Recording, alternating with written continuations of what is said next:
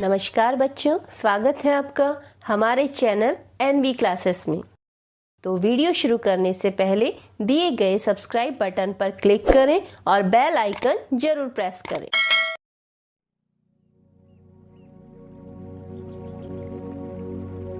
हमारा विषय है समुद्री पत्तन, जो कि जल परिवहन का एक महत्वपूर्ण भाग है। बच्चों, जैसा कि आप जानते ही हो, भारत की समुद्री सीमा 7516.6 किलोमीटर है, जिसकी समुद्री तट रेखा के साथ 12 प्रमुख व 187 मध्य व छोटे पत्तन हैं। ये पत्तन, जिन्हें हम बंदरगाह भी कहते हैं, भारत का 95% विदेशी व्यापार संचालित करते हैं। तो आइए बात करते हैं भारत के प्रमुख बंदरगाहों के बारे में।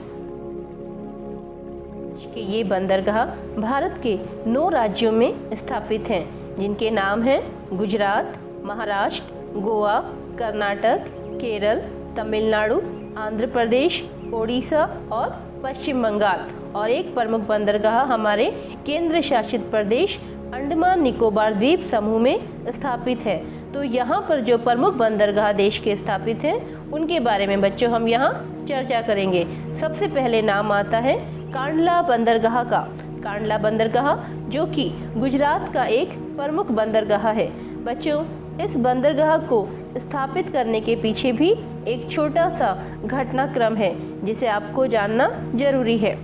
आप सभी जानते हैं, जब हमारा देश आज़ाद हुआ तो इसको विभाजन का दंश भी झेलना पड़ा, और उसी विभाजन में हमारे देश का प्रमुख बंदरगाह कराची, जो पाकिस्तान के हिस्से में चला गया।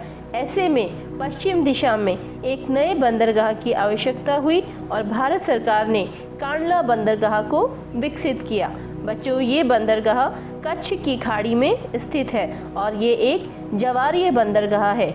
इस बंदरगाह के द्वारा हमारे देश के जो उत्तरी राज्य हैं, जैसे कि जम्मू कश्मीर, पंजाब, हरियाणा, राजस्थान, उत्तर प्रदेश, ये सभी राज्य अपने औद्योगिक उत्पाद आदि का आयात और निर्यात इस बंदरगाह के माध्यम से करते हैं। अक्सर बच्चों, हमारे ये भी प्रश्न पूछा जाता है कि राजस्थान को अगर अपने सामान का आयात निर्यात करना है तो उसके नज़दीक कौन सा बंदरगाह रहेगा। तो बच्चों, ये कांडला बंदरगाह ही हमारे राजस्थान के सबसे नज़दीक रहेगा। कांडला बंदरगाह को दीनदयाल बंदरगाह के नाम से भी जाना जाता है। बच्चों, अब बारी आती है महाराष्ट्र की। महाराष्ट्र, जो कि भारत का आर्थिक रूप से एक सबसे सक्षम राज्य है, जिसकी राजधानी मुंबई को भारत की आर्थिक राजधानी भी कहा जाता है। इस राज्य के बच्चों 2 प्रमुख बंदरगाह हैं। नंबर 1 है मुंबई और नंबर 2 पे है जवाहरलाल नेहरू पोर्ट ट्रस्ट बंदरगाह। ये दोनों ही बंदरगाह महाराष्ट्र के प्रमुख बंदरगाह हैं। और इसके बाद आता है हमारे देश का क्षेत्रफल की दृष्टि से सबसे छोटा राज्य, जिसे हम गोवा के नाम से जानते हैं, जो कि महाराष्ट्र और कर्नाटक दोनों की सीमाओं के बीच में स्थित है। इसका जो प्रमुख बंदरगाह है उसका नाम है मार्मागांव बंदरगाह। मार्मागांव बंदरगाह, जिसके द्वारा भारत सरकार कच्चे माल के रूप में लौह अयस्क का निर्यात करती है। बच्चों, मार्मागांव के पश्चात आता है आपके कर्नाटक राज्य। कर्नाटक राज्य का जो प्रमुख बंदरगाह है वो है मैंगलोर बंदरगाह, जिसे न्यू मैंगलोर के नाम से भी जाना जाता है। यहाँ पर जो कुद्रेमुख की खानें हैं, वहाँ से जो लौह अयस्क का उत्पादन होता है, उस लौह अयस्क का निर्यात मैंगलोर बंदरगाह से किया जाता है।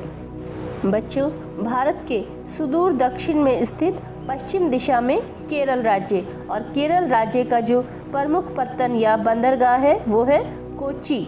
कोच्चि, जो कि लेगून के मुहाने पर स्थित है, और यह एक प्राकृतिक बंदरगाह के रूप में जाना जाता है। फिर बच्चों आते हैं हम भारत के अंतिम छोर तमिलनाडु राज्य में। तमिलनाडु राज्य, जिसमें प्रमुख रूप से तूतीकोरिन बंदरगाह आता है। तूतीकोरिन बंदरगाह यह तमिलनाडु के पूर्वी तट के दक्षिणी पूर्वी छोर पर स्थित है।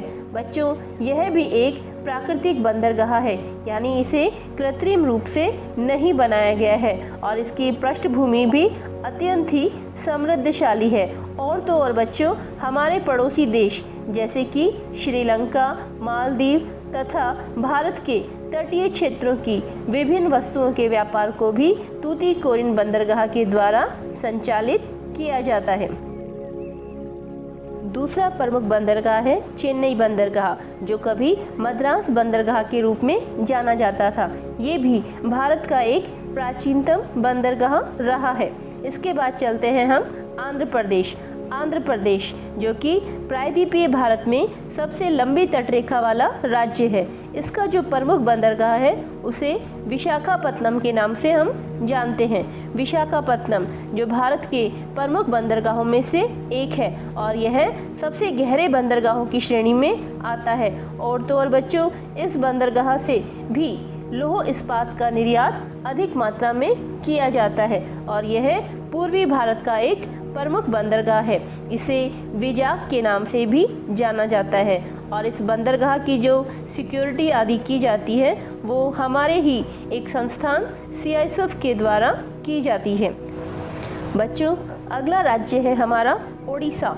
ओडिशा भारत का वो राज्य है जो सर्वाधिक प्राकृतिक आपदाओं को झेलता है। इसका प्रमुख बंदरगाह है पारादीप, जो कि ओडिशा राज्य के जगत सिंहपुर जिले में बंगाल की खाड़ी पर स्थित एक प्राकृतिक बंदरगाह है और यह महानदी के बंगाल की खाड़ी में बह जाने के स्थान पर है और यह एक गहरे पानी का बंदरगाह है, जिसके कारण यहाँ बड़े बड़े समुद्री जहाज आ और जा सकते हैं और ये भारत के प्रमुख प्राकृतिक बंदरगाहों में से एक है। इसके अलावा बच्चों, यहाँ से लौह अयस्क का निर्यात भी विशेष रूप से किया जाता है। पश्चिम बंगाल, जिसके दो प्रमुख बंदरगाह हैं, कोलकाता बंदरगाह और हल्दिया बंदरगाह। कोलकाता बंदरगाह, जिसे वर्तमान में भारत सरकार ने नया नाम दिया है श्यामा प्रसाद मुखर्जी बंदरगाह। बच्चों, कोलकाता बंदरगाह एक अंतःस्थलीय नदीय पत्तन है जो कि सागर तट से 148 किलोमीटर अंदर हुगली नदी के किनारे स्थित है और यह एक ज्वारीय पत्तन है, जिसके कारण यहाँ अक्सर तलछट जम जाता है और इस तलछट को साफ करने के लिए यहाँ नियमित रूप से सफाई करनी पड़ती है। और कोलकाता पत्तन पे जो कार्यभार अधिक है उसे कम करने के लिए एक नया बंदरगाह विकसित किया गया, जिसे नाम दिया गया है हल्दिया बंदरगाह। हल्दिया बंदरगाह के लिए कहा जाता है कि ये हल्दी नदी के किनारे विकसित है। हल्दी नदी जो कि गंगा की ही एक सहायक नदी है। हल्दिया ये पूर्णतः सुसज्जित कोयला एवं तेल कंटेनर की सुविधा उपलब्ध करवाता है। इस तरह से बच्चों, ये बंदरगाह भारत की व्यापारिक दृष्टि से और व्यापार के क्षेत्र में आर्थिक रूप से भारत को बहुत ही सहयोग करते हैं। इसके अलावा केंद्र शासित प्रदेश अंडमान निकोबार द्वीप समूह का भी एक प्रमुख बंदरगाह है पोर्ट ब्लेयर, जो कि भारत में पूर्वी एशिया में व्यापार करने के लिए एक प्रमुख केंद्र के रूप में जाना जाता है।